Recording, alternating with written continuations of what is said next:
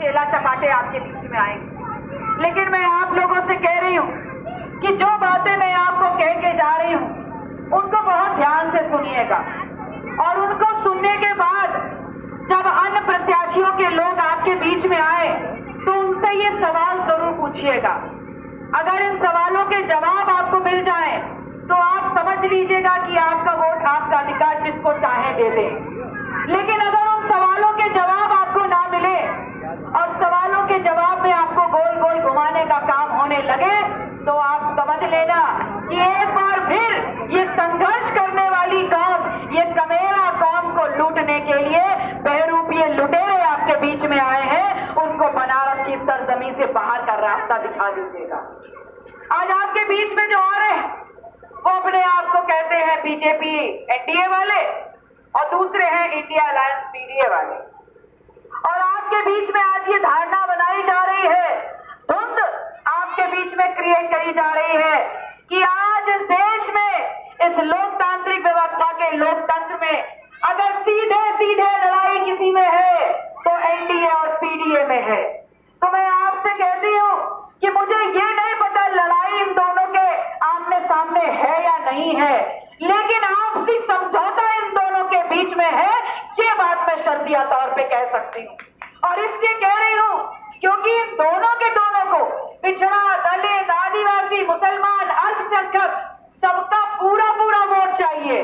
लेकिन जब आप अपनी हिस्सेदारी, जब आप अपनी नौकरी, जब आप अपनी कमाई, जब आप अपने सम्मान की बात इनसे करने जाते हैं तब ये कहते हैं अभी आप थोड़ा कतार में खड़े हैं, थोड़ा इंतजार कर लीजिए, अंगूठा दिखाने का काम करते हैं।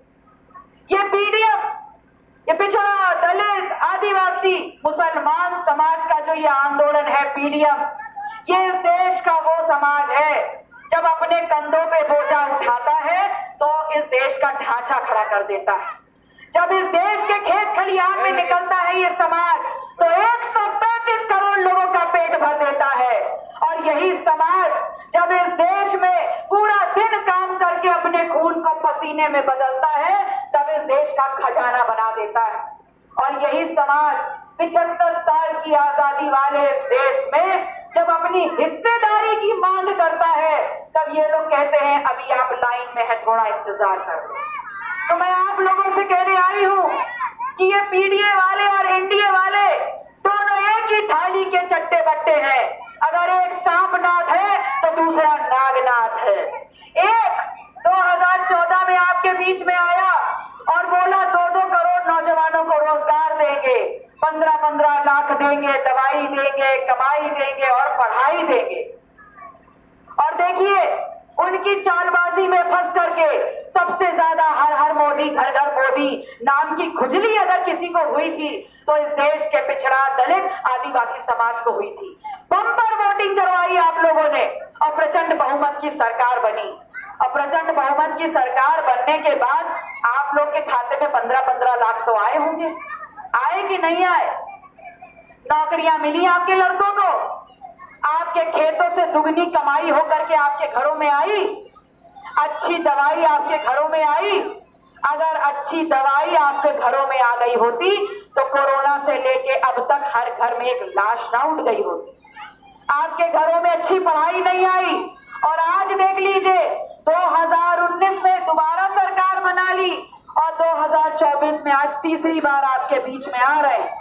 लेकिन आज जब बीच में आ रहे हैं तो क्या किसी भी मंच पे आपकी कमाई की बात है, आपके रोजगार की बात है, आपकी दवाई या पढ़ाई की बात है, या ये बात है कि 15 लाख क्यों नहीं आए और अगर आए तो कितनों के खाते में आए?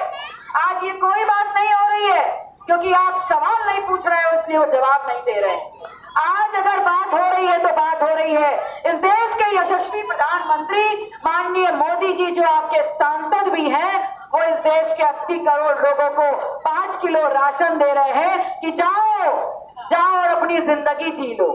मैं अपनी आधी आबादी माताएं बैठी हैं, इनसे पूछती हूँ कि आप घर